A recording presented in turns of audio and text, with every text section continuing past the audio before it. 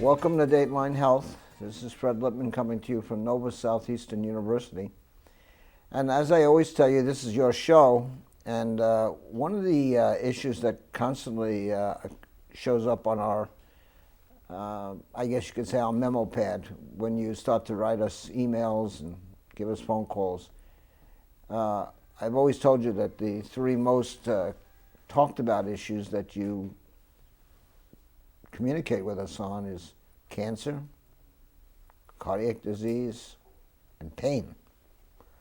So I just thought we had two experts because we were talking about breast cancer treatments a while back, and we had folks that were here that were cancer survivors, and which is always a wonderful thing to hear. So I figured I'd bring some experts. Dr. Nuria Carcas, correct? Lauren Carcas. Lauren. Yes. Well, somebody's going to have to do a little bit better with the spelling. But okay, Lauren. I love the name Lauren. So if that's okay, I'll call you Dr. Lauren. How about that? That's fine. Okay. And you're a board-certified oncologist, and you work at the Florida Cancer Center, correct? Florida Cancer Care, yes. Right. Well, thank you very much for being here. Appreciate it. Thank you. So I made two errors in my introduction, but it's okay.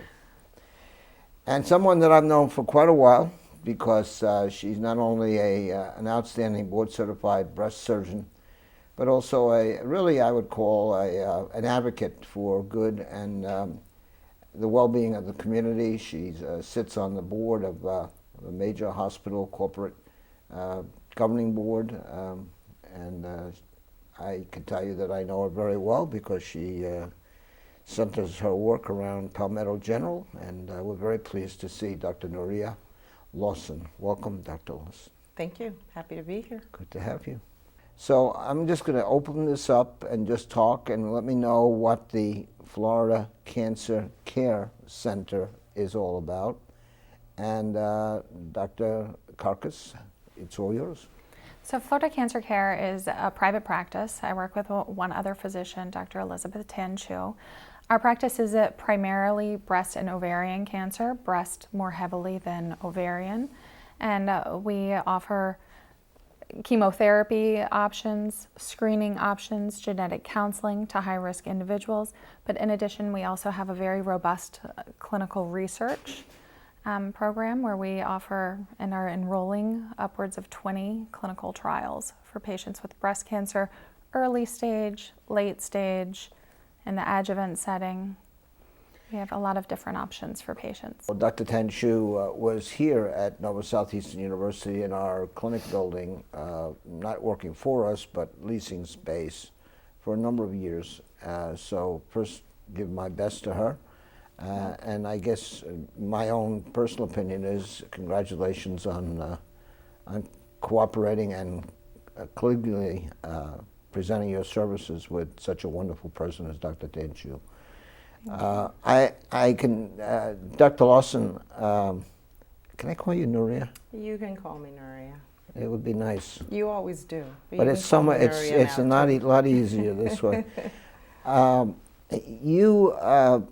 I've noticed people, and in observing you over the years, I see the intensity of your interest in the patient, which is really very satisfying to me as a person that's been involved in healthcare for a lot of years. But this whole issue of breast cancer is a very interesting thing with our viewers. And they always have this initial fear of total, shall we say, breast removal, stripping of their lymph nodes and things of that nature. But there's been such advances, not only surgically, but oncologically. Certainly. I'd like you to talk a bit about that. Sure. Well, in the past, from the surgical point of view, in the past, every woman who was diagnosed with breast cancer, that meant losing a breast. Now we know that that is not necessary. We can get excellent control locally of the breast cancer by just doing a lumpectomy and giving radiation. Lumpectomy being removal of the tumor with a surrounding margin of healthy tissue to be sure that we've removed it all. And if we do that, plus we add radiation to the breast, we get the same results as a mastectomy. So women do not have to go for a mastectomy. When we do decide to go for a mastectomy, it is usually a function of the size of the tumor in comparison with the size of the breast. Because if we're going to remove the cancer but then leave a misshapen breast and the woman is not going to be happy aesthetically with her results, usually that's the reason to do a mastectomy. And we can give a much better aesthetic result by removing the breast tissue and reconstructing. Again, that is up to the woman. Many times it's up to the woman's choice as to what surgical approach we give. As long as it's oncologically sound, as long as she will have the same cancer results, we will tend to defer to the woman. We will give her all the options. And usually, nowadays, most women will have the option to preserve their breast. Literally, what you're doing, and tell me if I'm right, is you're minimizing the amount of tissue that's being removed because you have better access through testing, I guess you could say, different radiologic opportunities to make a decision. Other techniques. Right. Absolutely.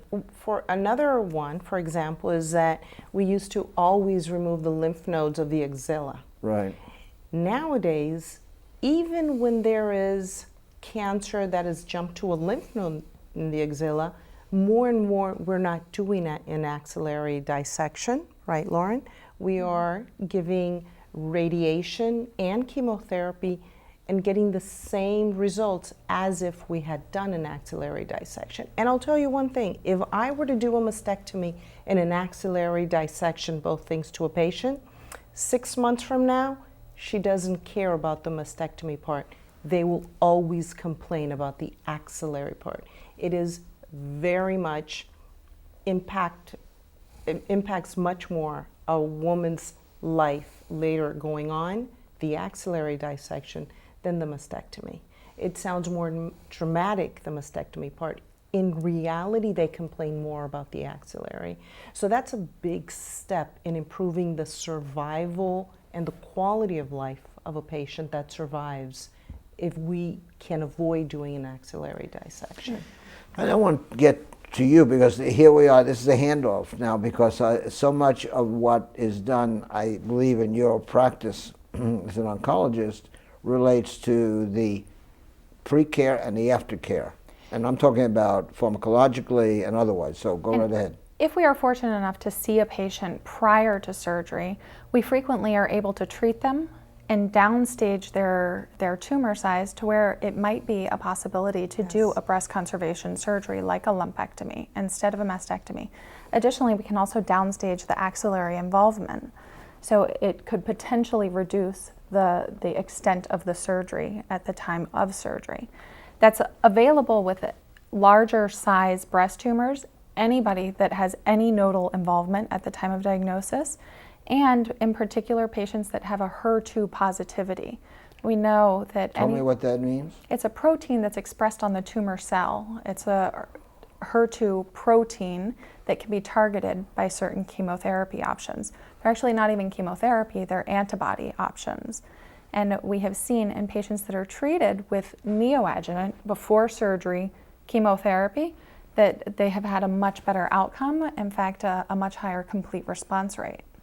Let me stay on that for a second because we had, I guess about almost, I guess it was the time when you had breast cancer month. So I don't know when the pink month is again. October. October. So it was this last October and the October before. We had on oncologists that were here, and they were talking about the dramatic advances relative to genetic, I guess you could say. More targeted therapy. Let's get into that a little because it was very fascinating to the viewers when they heard that. There are various times where we use ways to evaluate tumor in order to decide which patients should get chemo, which patients should not get chemo. That's typically done in the adjuvant setting. So after surgery, the tumor can be analyzed for a protein signature that sits on the tumor cell. And based on that protein signature, you can stratify whether or not patients are a high risk for long-term recurrence or if they're low risk for long-term recurrence. There's also a little bit of a gray area in between with the most popular test used. And then you use other factors to decide, does this patient really need chemotherapy to reduce their risk so that they will not have a long-term recurrence? Or is this patient safe to avoid chemotherapy altogether and potentially be treated with an anti-estrogen therapy for 5 upwards to 10 years in some cases? There's a separate test that evaluates, is 5 years enough or is 10 years better? And that's something that can be evaluated on the same tumor tissue at a later point. In addition, we also know that there are different options for patients in the metastatic setting, because with metastatic tumors, tumors that have spread to other parts of the body, we can tell sometimes by an evaluation of the tumor, is there a driver mechanism that is a targetable option for treatment? Those are typically in your estrogen-sensitive tumors. Right.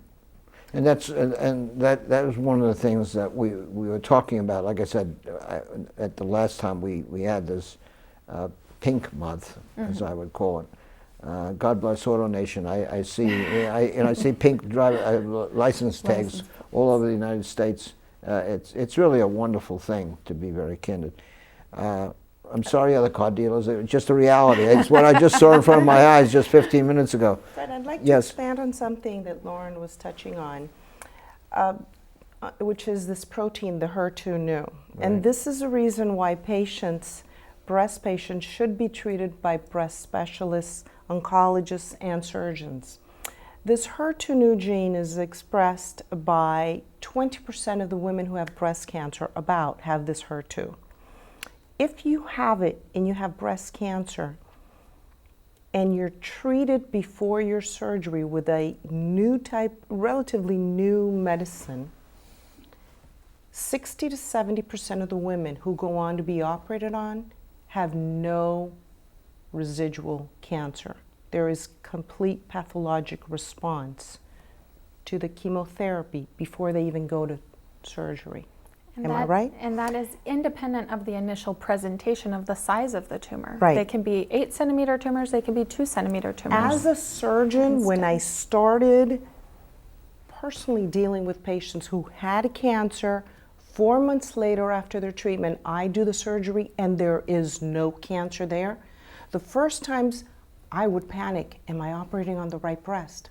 Where is the tumor? Now I don't panic because I personally have seen better than 60 to 70% complete pathologic response. I am surprised when a patient doesn't have complete pathologic response. Now that is anecdotal, but this is the key. You have to get it before surgery. The FDA has not approved this for after the surgery. And the reason is mostly because of the trials. So if a woman waits until after surgery, she will not get this medication. Am I right? And that's a tragedy. She would have to pay it out of her pocket. The insurances will hold on to this to not pay for the medication. That's a real life problem we have on patients. So to what she was saying, the chemotherapy that she's talking about is a combination regimen that 2 of the drugs are traditional chemotherapy, 2 of the drugs are targeted against the HER2/neu protein that is expressed on the tumor cell. If that's given before surgery, there is that high rate of complete pathologic response, which we know, we extrapolate the data from previous studies that women that have a complete pathologic response to neoadjuvant chemotherapy, before surgery chemotherapy, have better long-term outcomes. So we are assuming that that will continue, although we don't have time points because it's relatively new, so people are doing so well that we don't have our endpoint data yet. To what she was saying is whether or not it's approved in the adjuvant setting, post-surgery, it is not approved. That study is ongoing. We will not have results for quite some time. Although the NCCN has recently updated their guidelines and have said anybody with a 2 centimeter or greater or lymph node involvement that is HER2 positive can potentially be offered this in the adjuvant setting. Now that's NCCN, that is not insurance, and unfortunately a lot of what we are able to offer our patients after surgery is based off of what the insurance will allow, not what the NCCN guidelines are. Science is science, all right? Quality, professional, direct information should be made available, and then let's test the issues. And I know you're doing a lot of clinical research, which means you're proving to the FDA that something should be used otherwise. Right. But, you know, I mean, there's so many products that are being used Off-label. off-label Yes. throughout the United States that, you know, professionals like yourselves are caring for who? Not themselves, they're caring for the patient. So it is possible. I'm sorry, folks, I got a little editorial here, but go right ahead. It is possible. It is difficult, but it is possible to get certain drugs approved for compassionate use. But it is difficult to get that kind of thing done. But to what you were speaking about, the fear when it comes to a diagnosis of cancer, that is a common issue that I encounter when I see a patient. Patients frequently turn to the internet before they see me to educate themselves about what they've been diagnosed with. And the hardest thing to do is to undo what they've read. But because we have made such huge advances in the treatment of breast cancer with different therapeutic targeted options, we are not making those endpoints that I was saying to say what a 5-year survival is. Because in order to know a 5-year survival, people have to die. And people are not dying the way they were. People are surviving, and we are slowly turning cancer, and breast cancer in particular, into more of a chronic disease, where people are still able to do the things that they enjoy doing, and frequently are not so tethered to our office because it's not necessarily even infusional. It's even pill-targeted therapy that gives them an option to live their life. But the most important thing is that they need to remember that what they read needs to be read in context. That data truly is old data, because we now have very new therapies that are showing much higher success rates and have changed that survival. Well, and again, I guess you could say I'm a late techie, but I can tell you that people receive information that is not necessarily based upon true science. Absolutely. They're listening to opinions of individuals, so it may not be true. It may not be fact. All right. It's typically not. It may be fact. information, but it may not be fact. It's what I'd like to call Dr. Google. Right. And they come in with Dr. Google's opinion, and you have to, a lot of it is pseudoscience, and it's opinion from other people. Right. There's another thing I wanted to touch on, the surgical aspects of surgery of the breast cancer, and it is the increased incidence of bilateral mastectomies that is occurring. And a lot of this is due to, of course, fear and celebrities that have undergone bilateral mastectomies. And it's important to know that many of these patients that undergo it, it's because they have a genetic risk. The most commonly known genes are the BRCA1 and BRCA2. But certainly in a practice devoted to breast cancer, we do identify many other genetic risks, like the Lynch syndrome and the PALB2, and we have patients that have multiple different types of genes.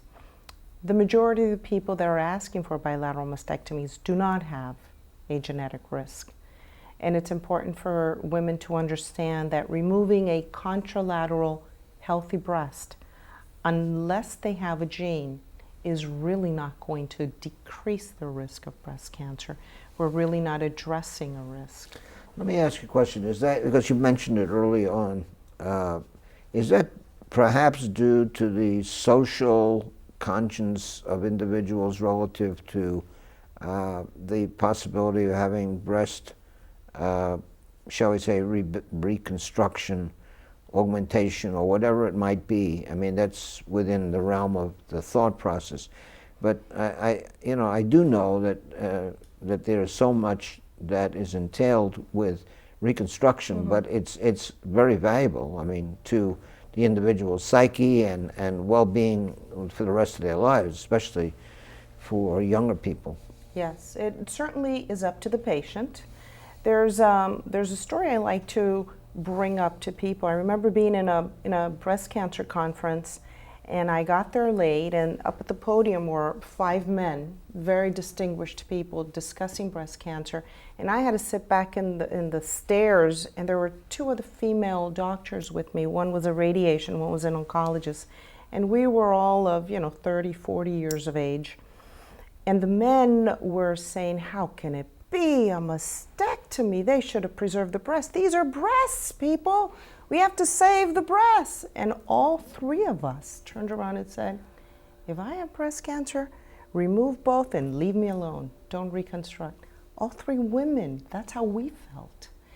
And that just reiterated that it's what the woman wants, whether she wants reconstruction or not. And she gets to make the decision, and we have to avoid passing on our biases to what her reality is. Mm-hmm. And I get reminded of it over and over with each individual patient. They each want a different thing. The younger they are, the more important it is for them. The older they are, the less important it is for them to reconstruct it. And the reconstruction is 100 times more involved than just the cancer surgery. Mm-hmm.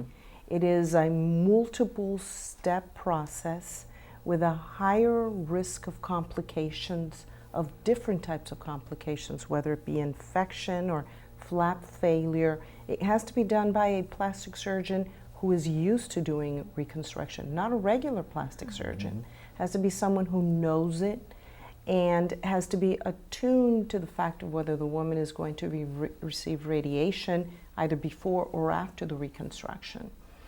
And it is not an easy process to go through. Mm-hmm.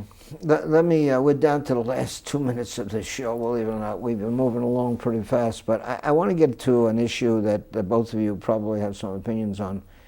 This whole issue of screening, the whole issue of should one get screened once a year, or once every 3 years, once every 5 years?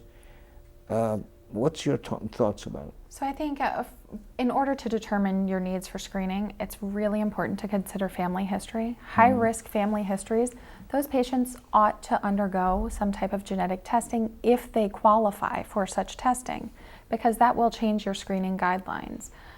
If you have a strong family history in the absence of a genetic predisposition for the development of breast cancer, the recommendation is to start breast screening 10 years prior to the youngest case in the family. For some of our patients, that means that would be in their 20s because they're being diagnosed with breast cancer, or a mother was diagnosed with breast cancer in her 30s. So 10 years prior, in the absence of genetic abnormality. If there is a genetic predisposition, one of the BRCA1, BRCA2, or other gene mutations that are associated with hereditary breast cancer syndromes, the recommendation is then every 6 months alternating between mammogram and ultrasound with bilateral breast MRI. Let me get simply to the mammogram issue. What's your opinion? Well, up until recently, everybody was of the same opinion that you start at age 40 and 1 mammogram a year on the age 40 on up. Recently, everyone has a different recommendation. Start at age 50, start at age 45, and every 2 years. So it's all up in the air. This is not based on new science. There's no new study has shown. This is based on crunching numbers. The reality is, to make it simple, it is best to start at age 40 and do a mammogram once a year. Okay. It's hard to keep track of all the different recommendations. I just make it simple. I got it. I don't want to cut you off, but believe it or not, the camera says we're going to be cut off. So I want to thank you both. I hope that this has not been too technical for us, and I know we have a very bright audience, very bright.